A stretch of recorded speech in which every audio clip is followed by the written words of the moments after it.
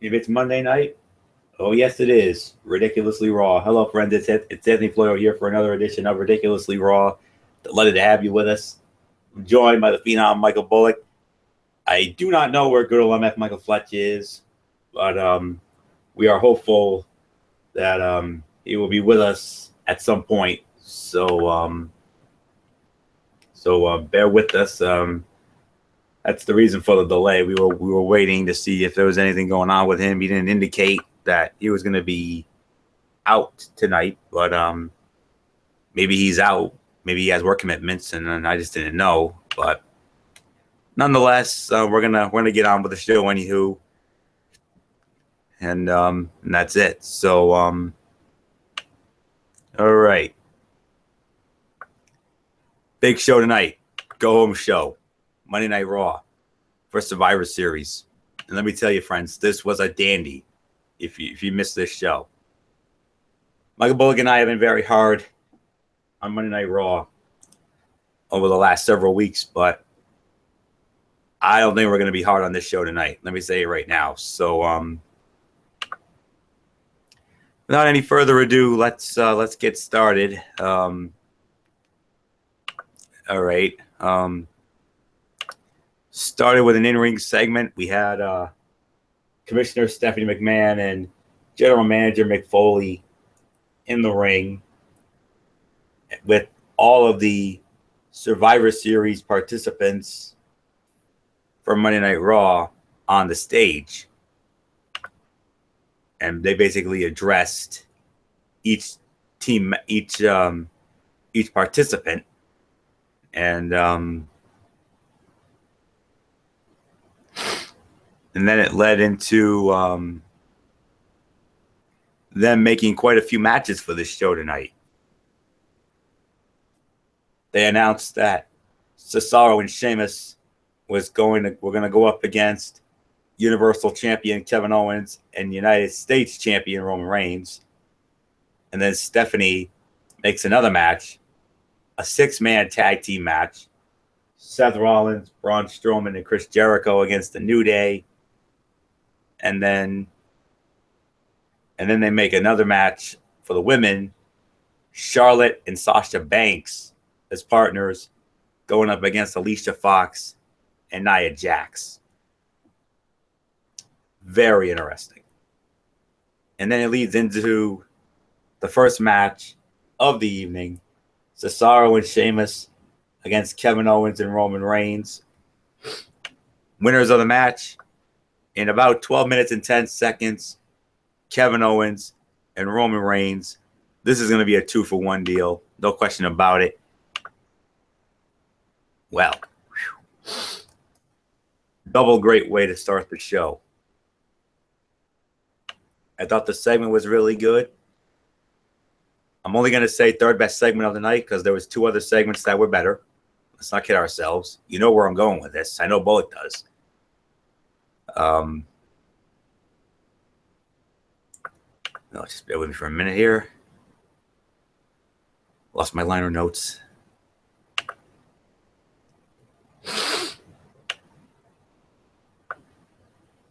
All right.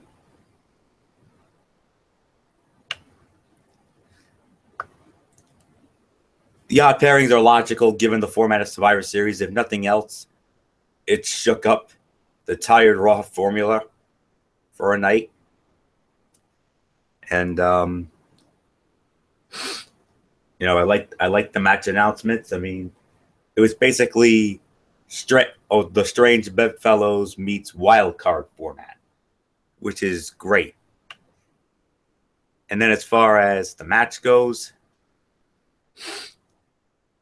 it's one of my fights of the night. I'm going to give it a solid 3 stars. I would complain about the match dragging a bit, but I think that's more wrestling than we saw in the first 2 hours of the show last week. They made sure to get a shot of Reigns and Owens holding their belts and arguing afterward. They are advertised to be the main event of Roadblock next month for the Universal Belt. So we'll see whether they do more to set that up. Maybe on Sunday night, who knows? But that's really all I can say on that. So the segment, as good as it was, third best segment of the night. And as far as the fight goes, I probably would say one of my top 3 fights of the night for sure. No question about that. So I think I've pretty much spoken my piece here. So let me just double check and make sure. Yeah, I think I've had my piece here. So 3 stars for the fight. Third best segment of the night. Phenom Michael Bullock, come on in. I have no idea where MF is, but we're just gonna go on without him. And if he does show up, we'll just catch him up on what he missed. So, Michael Bullock, your thoughts on the opening segment as well as that opening tag match with Reigns and Owens against Cesaro and Sheamus. All right. Yeah, I mean, I messaged Fletcher on my phone and on the Facebook Messenger, and I haven't heard anything from him yet either. So, yeah, so that's pretty much all I can know on that. But yeah, I mean, I love the. I mean, I thought it was a good segment to start off Monday Night Raw, the third best segment of the night, and basically, like you said, it was Stephanie and Mick addressing the teams that are going to be for Raw. That's going to be part of the Survivor Series, and yeah, and I like how they announced some of the matches for tonight. So as far as the first match goes, I'm going to give it a solid three stars as well. So yeah, some people didn't like how it dragged out that much, and people were wondering how Kevin Owens and Roman Reigns were going to get along. Of course, you know the history with Cesaro and Sheamus, but I guess they did work fine. So yeah, I really got nothing more to say. I mean, Florio pretty much touched on everything. So third best segment of the night and a solid 3-star effort for the match. So with that being said, Florio, let's move on, and I think it's the first cutoff.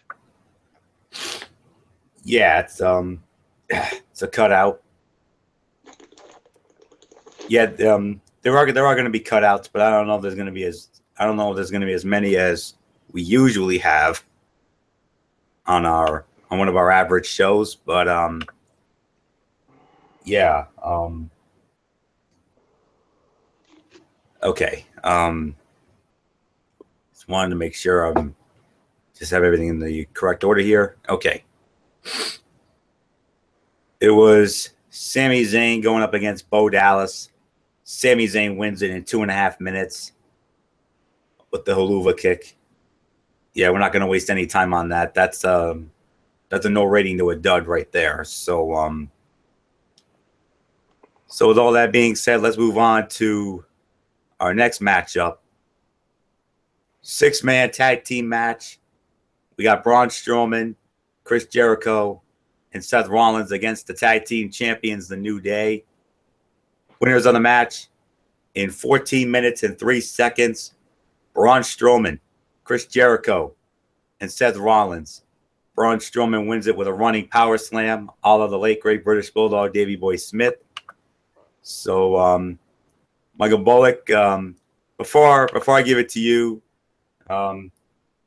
just like we've been doing the last couple of nights, don't go into too much great detail. Just give us a quick thought so we can get as much show in as possible, because you and I both have work commitments. So let's try to get as much show as we can possibly in without great detail. So your thoughts on this 6-man tag?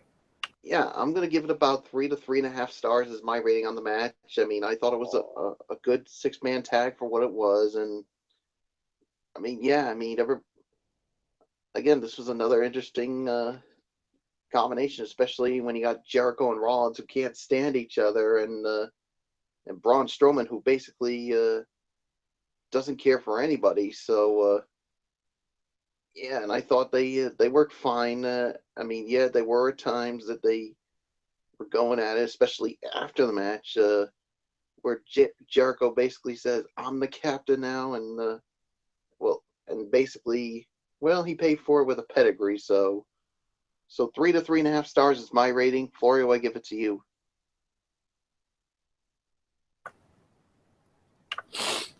Yeah, that's about right. 3 to 3.5. I definitely agree with that rating, no doubt about it. I mean, it's another one of my fights of the night. I mean, check my liner notes here.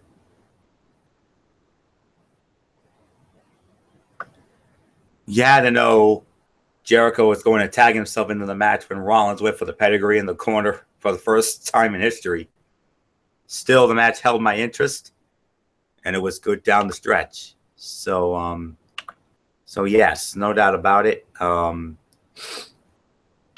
could even go as far as to say fight of the night, if I'm going to be real honest with you, because that was a very good match, if I'm going to be quite honest. So 3 to 3.5 stars. I definitely agree with Bullock's ratings. So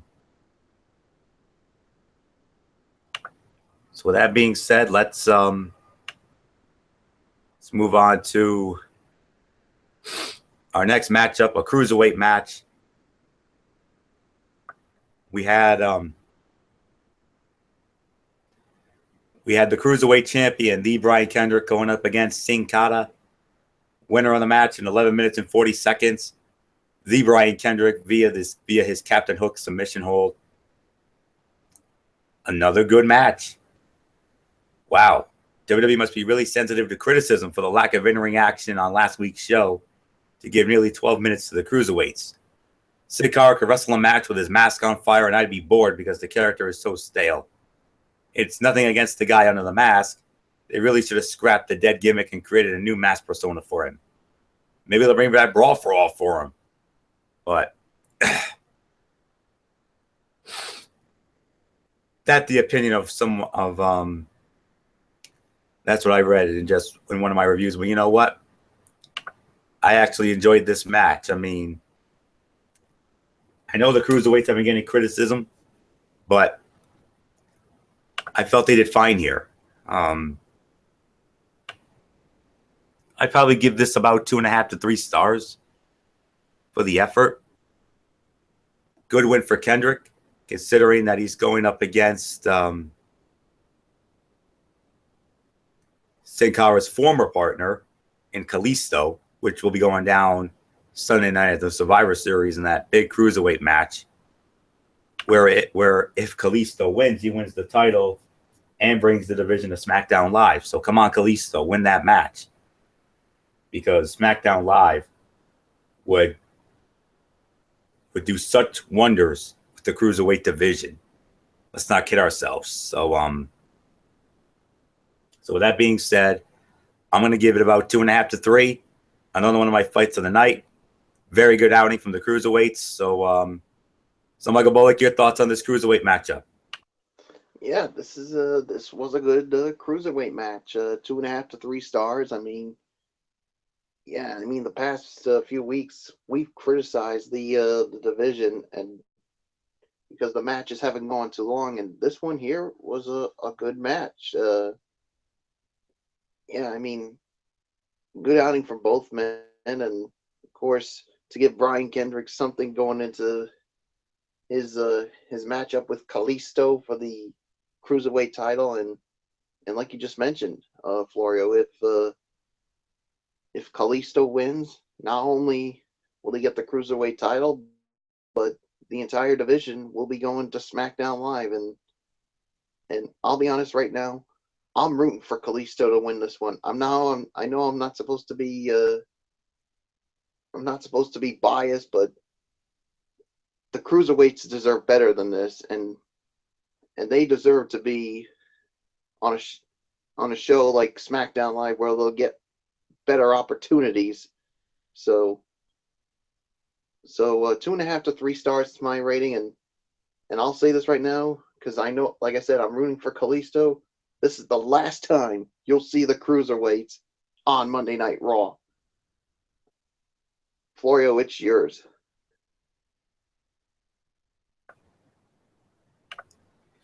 All right. One of the segments we were waiting for going into the show. The face to face. Brock Lesnar, Bill Goldberg. Yes, Paul Heyman was there too. Extra security Security at an all-time high. There's nothing left to say. Michael Bullock, did this segment live up to the hype or what?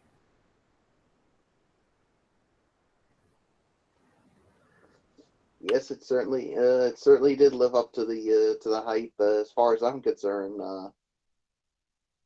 this was a damn good segment, and I mean, Paul Heyman. I mean, he usually does his promo, but Goldberg basically cuts him off and told him not to say anything, and Heyman once again tries to give his opinion, but Goldberg shut him up again, and then he tried one more time, but once again Goldberg said no way, and then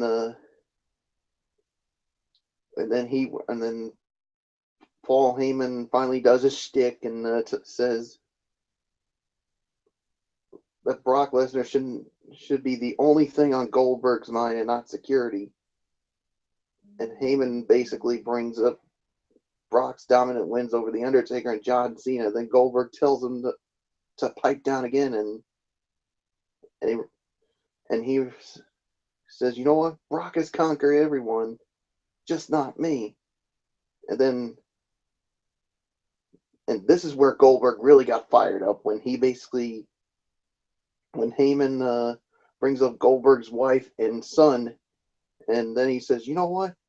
If you mention my kid, my family one more time, I'm gonna rip your head off and feed it to Brock Lesnar." And I'm like, whoa.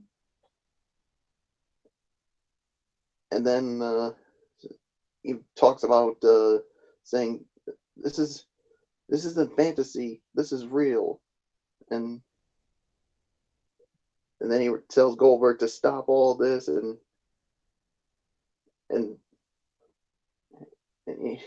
it's like he's trying to warn him to back out of it, and then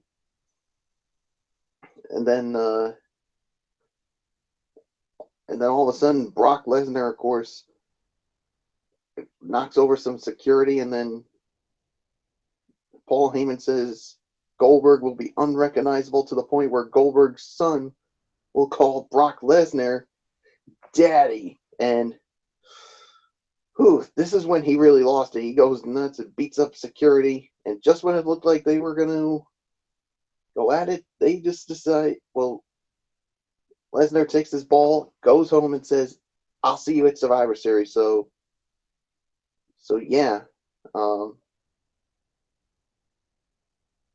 So I thought this was a good segment here. So Florio, I give it to you.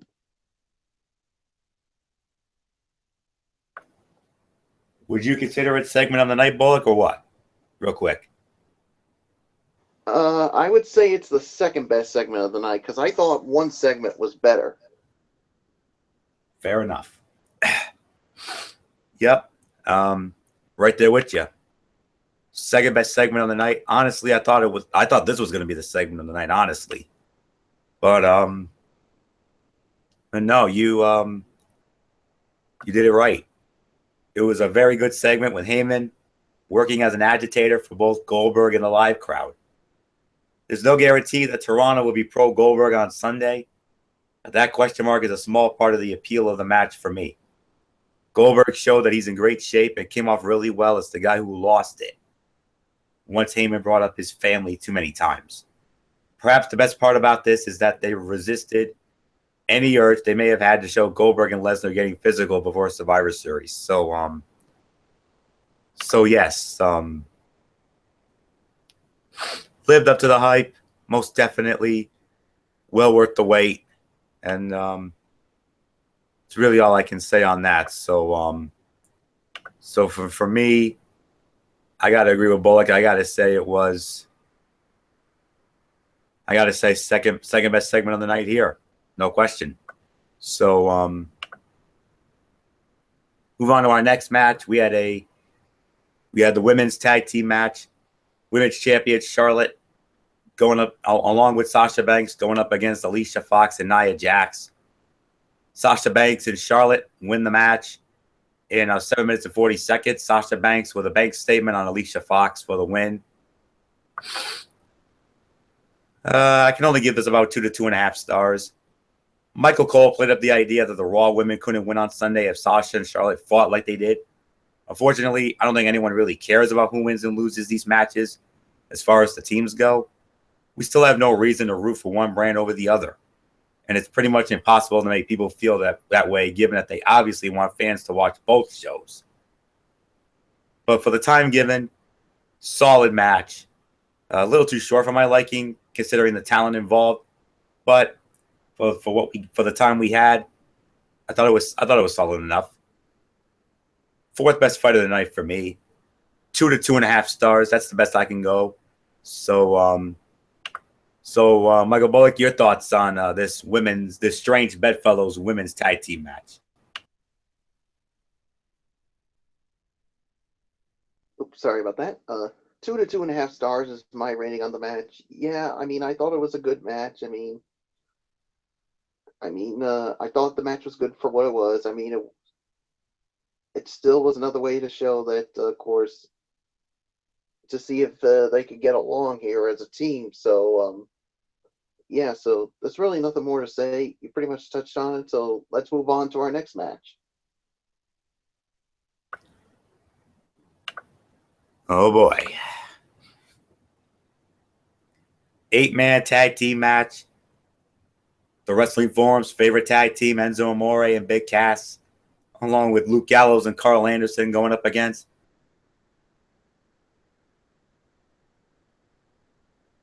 Golden Truth. The winners in 9 minutes and 5 seconds, Enzo and Cass, Gallows and Anderson. What happened here, Anderson and Gallows teased letting Enzo and Cass perform their finisher, but Gallows took the winning fall. So I want to make sure you know what happened here. All right. It was the Magic Killer. That's it. It was the Magic Killer by Anderson and Gallows. And like I said, they teased. Gallows and Anderson teased Enzo and Cass going for it. But Enzo, I think, was going to go for that boom shakalaka. But Gallows just took the fall and got the win for the team. So I'm going to give it a solid 2.5 stars. Solid action. I mean, say what you want about the Shining Stars and Golden Truth, but they actually looked good against Enzo and Cass and Gallows and Anderson. Another wild card, Strange Bedfellows. That was the theme of the night: Strange Bedfellows and wild card matches. And of course, there is a feud with all these teams, and they had to team up. And like I said, I thought the action was fine for what it was. Solid 2.5 stars. That's the best I can go. So, Michael Bullock, your thoughts on this 8-man tag? What did you rate this? I rated it 2.5 stars. How about you? Yeah, I'll give it 2.5 stars as well. This was another strange match here. Strange Bedfellows match that I thought was okay for what it was, but it was nothing to write home about. And yeah, say what you want about the Golden Truth. I thought they looked good here in this match. So yeah, there's really nothing more to say. So let's move on to our final segment of the night. Oh boy, we're gonna have some fun with this, boy. Here we go. The segment we all waited for. The Survivor Series Summit. Stephanie McMahon and Mick Foley, along with Shane McMahon and Daniel Bryan. They had their piece. And then both Team Raw and Team SmackDown, they would show up. And then basically all hell breaks loose. All right, Michael Bullock. It's obvious you think this was the segment of the night. Enlighten us. Why was this the segment of the night? I mean, why do I think this was the segment of the night? Well, I mean, I just love the back and forth between both commissioners and general managers. I mean, basically saying, you know what? I mean, because I mean, Stephanie McMahon, Shane McMahon saying that, you know what, Raw hasn't changed since Stephanie still threatens her competitors, and then Stephanie's like, you know what, how can SmackDown be the land of opportunity when you took an opportunity from a SmackDown wrestler and is on the team? And she basically calls she calls Shane a hypocrite and says fans only like it because he panders to the crowd and jumps off of high structures. And then Daniel Bryan says, basically describes the same thing for Mick Foley. Daniel Bryan basically said, you know, I put Shane on Team SmackDown because he's a real leader, unlike Stephanie. He knows that Shane can get wild and crazy once he gets in the ring. And then Bryan thanks Mick Foley for putting the Cruiserweight division on the line because he'll love having them on SmackDown. Foley then says, you know what? I did it because I believe in Kendrick and I believe in Sami Zayn to bringing home the Intercontinental title. And they actually promoted the women's division. And Bryan's like, you know what? We'll find out which side is right. Shane said he knew he could go Stephanie into the match because of her ego. And then Stephanie brings up his ego for competing, and Shane says that it's leadership by example. And then Stephanie brings out Team Raw to introduce Shane to his opponents for Sunday. Just when it looks like Raw was going to get the best of Shane, Daniel Bryan says, you know what? We didn't come alone. They bring out Team SmackDown, and they go face to face, and it was on. Yeah, and in the end, it was basically Team Raw standing tall. So this was my segment of the night. So Florio, I give it to you.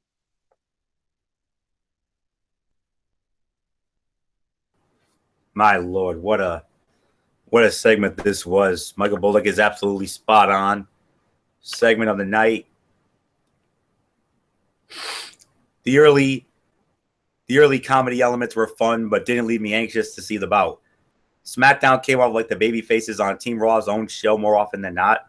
Raw won the battle, and my guess is that SmackDown wins somehow on Sunday, unless they are protected by having Ellsworth turn on Ambrose or something along those lines.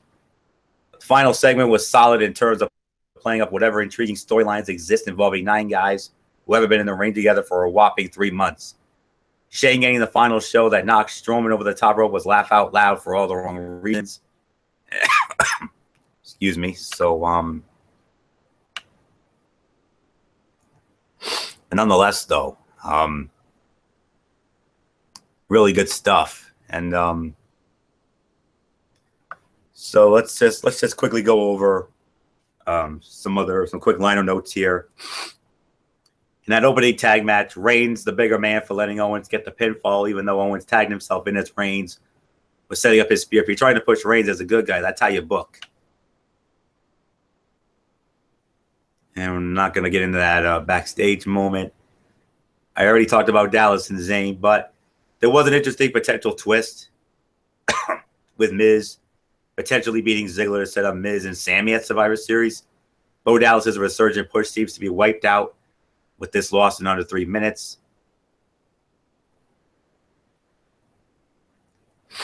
And then that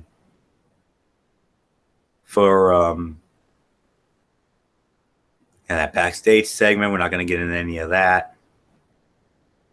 Talked about Kendrick and Sin Cara. And then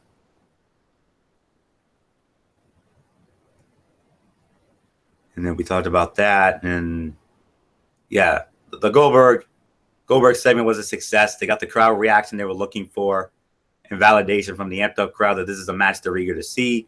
Great heat. Wonder if the heat would have been there if they were asked to line up like children and listen to Stephanie tell them how much their match means to her reputation. and then the women's match, the 8-man tag, and the whole 9 yards. So, yeah, I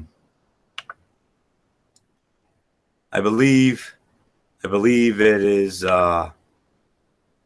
overall review time, and give it a whirl here. I would probably give this show about maybe 7.5 out of 10. I'm going to be real honest. This was a very good go-home show. I mean, that final segment was the segment of the night. That delivered. The Goldberg-Heyman segment, the Goldberg-Lesnar face-off delivered. The opening segment with Stephanie and McFoley laying down the groundwork and the agenda. We had a lot of quality matches. We only had one bad match on this show tonight, and all the other matches were like quality bouts. That's exactly how you set up a good go-home show, especially a go-home show for an event of this magnitude, which the Survivor Series is going to be. So, really all I could say about it. So, 7.5 out of 10. Bullock, your overall thoughts on this go-home show tonight? Did I rate it too high, or did I rate it just right? What? I think you rated it just right. A 7 to 7.5 out of 10. I mean, this was a good go home edition. Go home to Survivor Series edition of Monday Night Raw. I mean, yeah, we crapped over Raw for so long, but now really good show for the first time in a while. And yeah, the segments were good, the matches were good, and I mean, of course, the lone cutout was, of course, the that match with Sami Zayn and Bo Dallas. But other than that, I thought everything was good about the show. So 7 to 7.5 out of 10. So Florio, let's get to your Tony Steak. Yes, indeed. Get to my Tony's take on Impact Wrestling for this past week, and then I'll set the table for the next show on Thursday, for this Thursday night. So bear with me for a moment. Okay.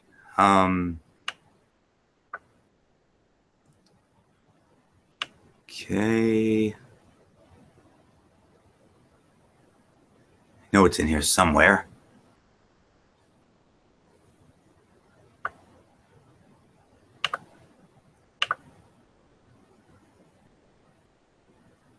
Yeah, I do have it. Just give me 1 second while I try to locate it.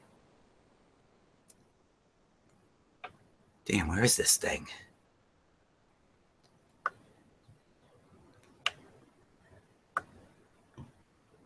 Yes, Impact Wrestling this past week, which was of course, from the Impact Zone as usual. All right, here we go. Sorry about that. It took a little while to load up here. All right. Started with an in-ring segment with World Heavyweight Champion Eddie Edwards, and then interrupted by Ethan Carter III and Eli Drake. And then Mike Bennett comes out, and then a brawl ensues with Moose coming down. I'm going to be real honest with you guys. I am desperately begging TNA to move away from these elongated, multi-person opening show talking segments. It was fine to set up your title scene will revolve around, but it did nothing for me, lacking any real excitement. It's way too repetitive. Tired, played out, at the point of go away. Just wanted to get that off my chest. Then we had Moose going up against the Miracle Mike Bennett in a number one contenders tournament match. Winner of the bout in 7 minutes via countout, the Miracle Mike Bennett. Solid 2 stars. Okay match. I like the finish because Bennett doesn't need to be pinning Moose here, but there was no energy out there and it became boring. These guys are fighting for a chance at the world title. The work should reflect that. They should stop booking these two against each other because they do not have good chemistry at all, unless your goal is to see completely below average wrestling, which this was. Then we had an in-ring segment, the Tribunal. They brought out Al Snow, and they basically turned on him. And then Mahabali Shera comes out. Definition of no craps given. Also, attacking both Al Snow and Mahabali Shera are not heel moves. Get rid of them all and sign some guys with buzz and talent. Worst segment of the night. Then we had another Contenders Tournament match. Ethan Carter III against Abyss. Ethan Carter III wins it in 6 minutes and 45 seconds via submission. 1.5 stars. Another okay bout with little heat or anything resembling action to keep you invested in it. It existed. It wasn't bad. Just very boring. Considering that these guys are fighting for a world title shot, these matches have no life to them. Then we had an in-ring segment with Gail Kim, where she brings out Jade, and then interrupted by the Decay, and then all hell breaks loose. I dug that. Kim put over Jade, and then Rosemary served notice as a badass. Best thing on the show to that point. I just wish Josh Matthews knew how to emote and sell a moment on commentary. Tag team, and then we had a triple threat match. Trevor Lee versus Rockstar Spud versus X Division champion DJZ. Title was not on the line here. Winner of the match in 4 minutes and 30 seconds via pinfall, Trevor Lee. Second best fight of the night. I'm going to give it 2 3/4 stars. It was fun and had some actual intensity to it. But it was too short and felt a bit rushed. It needed more time to allow things to breathe and come off smoother. Lee winning should lead to a title shot against DJZ and allows him some elevation in status. Then we had Bobby Lashley against Robbie E. and Grado in the 2-on-1 handicap match. Lashley wins it in 2 minutes and 55 seconds. No rating to a dud. Worst fight of the night. Lashley killing fools is always fun. Excuse me. And then the main event of the evening, TNA World Heavyweight Championship match. Eddie Edwards defending against Eli Drake, who was cashing in his Bound for Gold contract that he won at Bound for Glory. Winner of the match in 10 minutes and 20 seconds. And still TNA World Heavyweight Champion Eddie Edwards. Far and away the fight of the night. 3 1/4 stars. While not the home run performance I feel he needed, Drake did well in his part as they delivered a good main event. While not a home run, the good news is he did not strike out. This was good. The best match on the show with ease. And then the DCC arrived. They unmasked. Cowboy James Storm, Bram, and Eddie Kingston. I didn't know who Eddie Kingston was, but good old MF Michael Fletcher pointed it out to me that Eddie Kingston was a Ring of Honor, was a former Ring of Honor star. So that's really all I can say about it. So overall thought, I'm going to give it about 6 to 6.5 out of 10. Well, not a bad show. It was one of TNA's weaker shows of the year. I like that they set the stage to crown a new top contender, and the main event was good, but a lot of the matches felt cold or just lacked a sense of urgency. I wanted to care, but they largely did nothing to make me care. A raw and flat DCC reveal felt flat for something that felt as if it needed to be bigger. So 6 to 6.5 out of 10. That's the best I can give this this latest edition of Impact Wrestling. So real quick, I'll see if I can track down what we can expect for this upcoming week's show. Just bear with me for a moment while I try to pull up my liner notes here.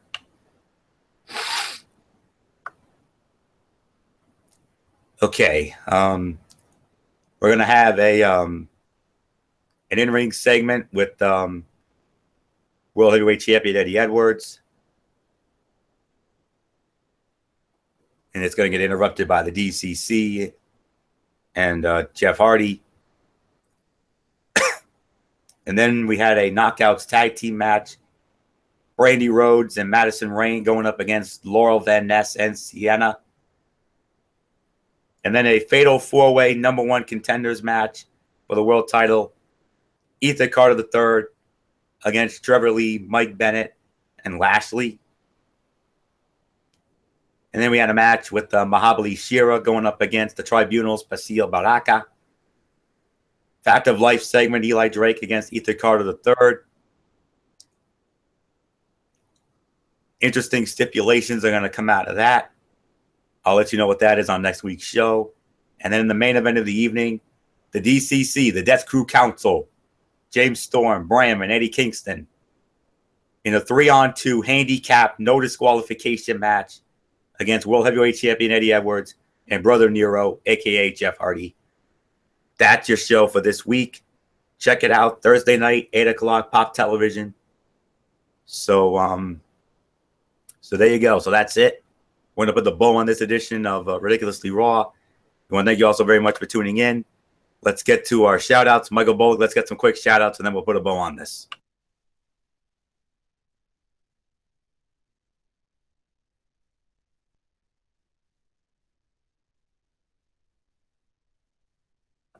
Bullock, are you with us? I'm right here. We're doing our shout-outs now. We're ready to wrap up. All right, yeah. Of course, shout-outs to all of our fans and viewers out there who continue to support our shows, whether it's this or the Cerebral Smack Talk or Strictly Sports College Football Thursday or NFL Friday. We really appreciate it. We thank you all very much for tuning in tonight. Of course, to our the First Lady of the Wrestling Forum, Dee Dee Woodson, and of course to all our other super fans, including Matt Ward and Jason Hixenbaugh, and of course to all of our friends from our high school days. You guys know who you are. I mean, of course, to Derek Ferreira, who continue his success on the sports blog. And I don't know what happened with Michael Fletcher. So, yeah, so there's really nothing more for me to say. So until tomorrow night, yes, I will be on the Cerebral Smack Talk tomorrow night. Yes, so show the 900th episode of SmackDown Live with The Miz versus Dolph Ziggler for the Intercontinental Championship. You got the cutting edge with the return of the Rated R Superstar Edge, and his guest will be the SmackDown Live men's team. And of course, the one I've been looking forward to, the return of the true phenom himself, The Undertaker. So it's going to be a good show. So until tomorrow night for the Cerebral Smack Talk on Michael Fletcher's channel, Braves Fan 95, this is the phenom Mike Bullock saying thank you all so very much for tuning in. And of course, you know the routine. Thumbs up. Talk to you later. Yeah, throw it up Fortune 4 style. Bye for now, and enjoy the rest of your night, everybody. Florio, take us home. All right, we'll do, Bullock. Special shout out to all of our tremendous fans and viewers out there who continue to make our shows what they are. We appreciate it as always. You are the best fans in the world. Shout out to the First Lady of the Wrestling Forum, the Twisted Angel, Dee Dee Woodson, along with Kevin Woodson and the entire Woodson family, Matt Ward, Jason Hixenbaugh, Jay Luttrell from the UK, our other First Ladies, Megan Silva, Kaiser Butler, and Lexi Calloway, our crew members, Tommy Souza, Eric Carrier, Jimmy Alden, Al Braderson, and Rob Parsons, and of course, good old MF Michael Fletcher. I don't know what happened to him tonight. I don't know if he had work commitments. He didn't indicate whether he was going to be on the show or not. But hopefully he'll be ready for tomorrow night. And then of course, Derek Ferreira. We definitely got to give him a shout out too. The Hardcore Pipe Bomb and all that. Sports Blog continues to be good. So yeah.